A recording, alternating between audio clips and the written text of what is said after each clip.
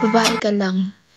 Sa mahabang kasaysayan, ang babae ay tinuturing na isang nilalang na hinuhugot lamang sa tadyang, walang sariling tinig at walang kakayahang ipaglaban ang sarili.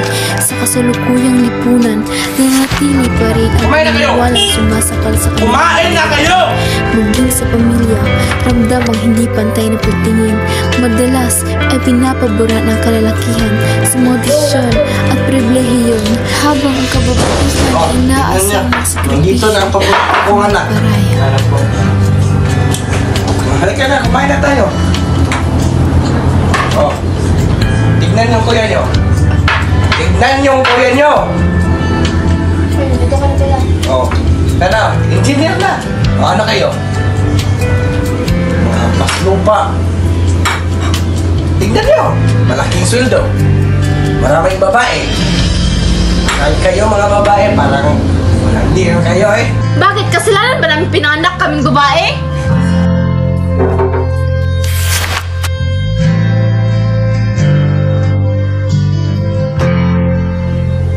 Pa, valedictoria na ako. Dagdag gastos lang yan. Pa, consider lang ako. Uy! Proud ako sa iyo na. Ano gusto mo? Bye. Bye! O sige, bili tayo. Patuloy ang pagkondena sa babae bilang Mahina. Mabagal. Maganda lang ang alam. Malandi. Mabagal. Maganda lang ang alam. Malandi. Bakit ka lang naman? Hindi mo kaya yan. nananatili ang pag-abuso, karahasan at pagbubog. Mga sugat na hindi lamang pisikal, kundi pati emosyonal at psikologikal.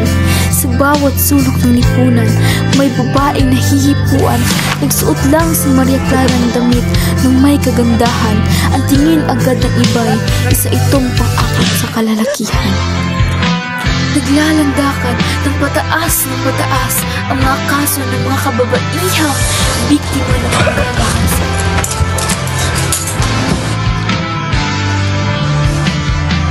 Ilang daang taon man ang lumipas mula sa panahon ni Rizal, marami pa rin sa atin ang nakakapit sa maling paniniwala na ang babae ay nilikhang panlalaki sa lalaki.